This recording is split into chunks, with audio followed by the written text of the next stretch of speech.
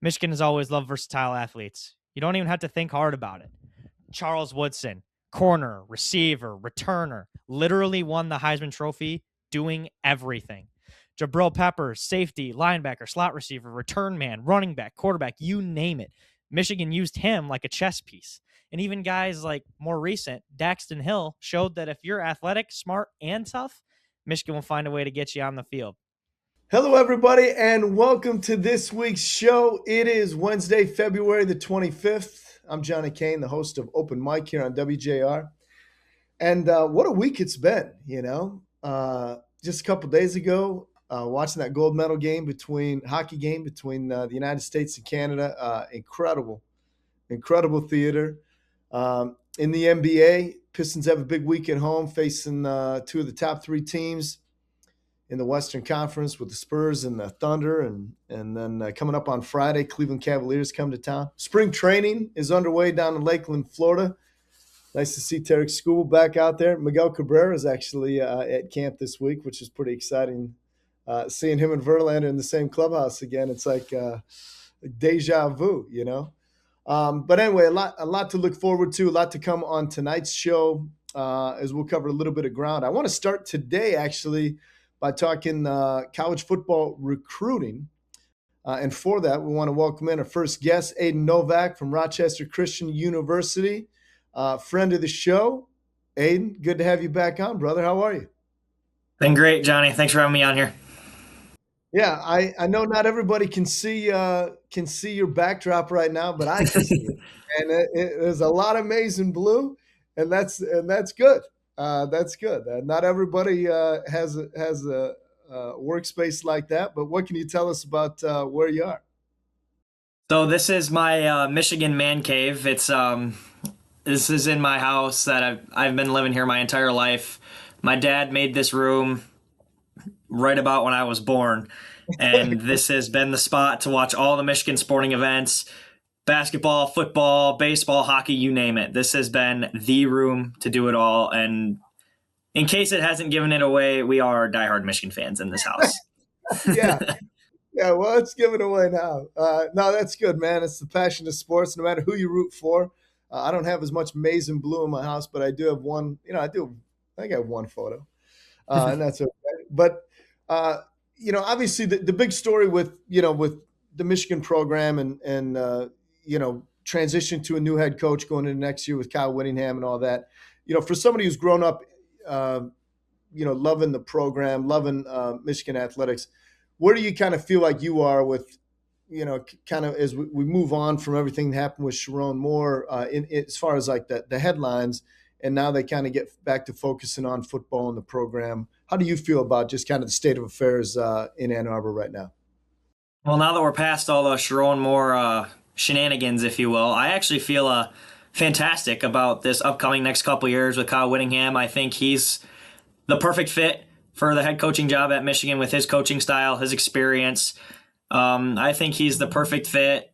They've got a lot of good players coming in on the offense and defensive sides of the ball, so I'm very excited for the future and how they're going to develop Bryce Underwood, how they're going to maintain the dominance of the rushing game, being physical in the trenches.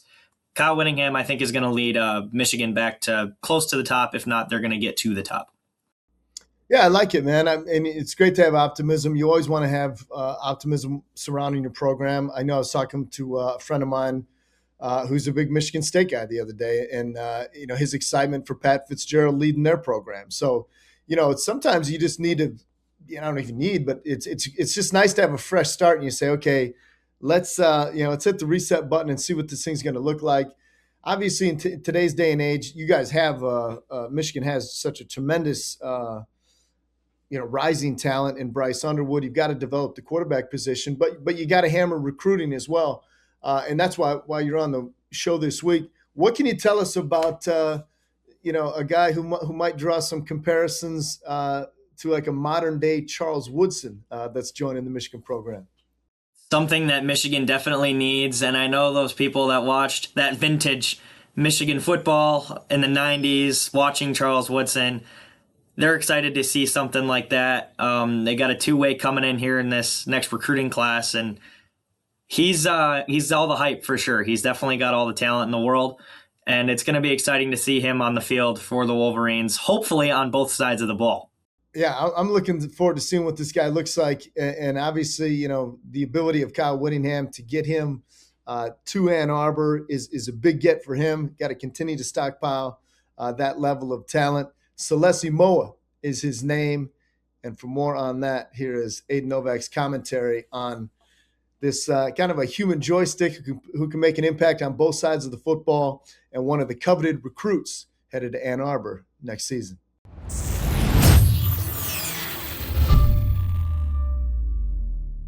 What's going on, everybody? It's Ayden Novak back with Sportscaster, and today we're talking some Michigan football recruiting, and there is a name that Wolverines fans need to lock in their brains right now, and it is Celeste Moa. This isn't just another highly rated recruit. This is one of those guys where you turn on the film and immediately go, this guy is the real deal. Celeste Moa is a nationally ranked athlete, a 4-star recruit out of Fremont High School in Utah, and now he's heading to Michigan to play under Kyle Whittingham. And that combo could be scary for the rest of college football. He was originally committed to Utah to go play for Kyle Whittingham, and once Whittingham jumped ship, Moa followed. Moa is 6 feet tall, 190 pounds, fast, physical, and legit on both sides of the ball. In high school, he played wide receiver, defensive back, and special teams, and dominated. We're talking 1,200 plus receiving yards, double-digit touchdowns, plus defensive impact every single week. He was the region MVP, one of the best overall athletes in the country in his recruiting class. And what makes him even more interesting, he comes from a football family. His dad, Ben Moa, played college football and had NFL experience. That shows up in how Celeste prepares and how he plays the game. That background fits Michigan to a T. Michigan has always loved versatile athletes. You don't even have to think hard about it. Charles Woodson, corner, receiver, returner, literally won the Heisman Trophy doing everything. Jabril Peppers, safety, linebacker, slot receiver, return man, running back, quarterback, you name it. Michigan used him like a chess piece. And even guys like more recent, Daxton Hill, showed that if you're athletic, smart, and tough, Michigan will find a way to get you on the field. Celeste Moa fits that tradition exactly. Now let's talk about Kyle Whittingham, because this matters. Whittingham is all about development, discipline, and winning football games. He's not chasing hype. He's building complete players. And for a guy like Moa, Whittingham's approach is perfect. He understands how to take a versatile athlete and turn him into a weapon, not just a role player. Key number one to this is physical development. Michigan's strength program has had a rich history and a great tradition, and will help Moa add muscle without losing speed. That's how you survive Big Ten football and still stay explosive. Take Bryce Underwood, for example. He came in barely above 200 pounds, put on 15 pounds of straight muscle in the offseason, and looked like a complete monster at quarterback. Key number two is an offense-first mentality for Moa. Early on, Moa should be developed primarily as a wide receiver. Get the ball in his hands, let him learn route running, timing, and how to attack defenses. Quick screens, slants, motion plays. Let him create in space. Once he's comfortable offensively, everything else builds off that confidence. The Michigan coaching staff has talked about seeing him in a reversed Charles Woodson kind of role. Charles Woodson saw defense first, developed on defense, and the offensive confidence followed. They see that in Celeste Moa with the roles reversed. Offense first, develop as a receiver, confidence follows on defense. Key number three is controlled versatility. This doesn't mean abandoning defense. It means being smart. Whittingham can sprinkle in those defensive reps situationally, while Moa focuses on mastering the offensive side first. That's how you avoid an overload and still unlock versatility later. And the last key, key number four, probably the most underrated key to think about, is the special teams impact Moa can provide. This is where he can help Michigan win right away. Kick returns, coverage units, explosive plays. Whittingham values those special teams, and Moa's athleticism fits perfectly. Again, thinking back to Charles Woodson, his Heisman moment, 1997, returning that punt at the Big House against Ohio State. That's just a big picture of what Celeste Moa gives Michigan: his versatility, a dynamic offensive weapon, future two-way threat, and a special teams playmaker, and a culture fit who understands work and preparation. Under Kyle Whittingham, Michigan wants to be physical, efficient, and disciplined. Moa's skill set helps every single one of those things. Maybe he doesn't do everything right away, but by year 2 or 3, you're watching games thinking, how is this dude everywhere? Celeste Moa at Michigan under Kyle Whittingham isn't just about talent. It's about development, fit, and long-term impact. If Michigan brings him along right away, Moa has the potential to follow in the footsteps of those elite Michigan athletes who didn't just play one position, they changed games. And honestly, it feels like Michigan just found its next one. Really excited for the future of Celeste Moa as a Michigan Wolverine. From Sportscaster, I'm Ayden Novak. That was Ayden Novak's commentary from Rochester Christian University.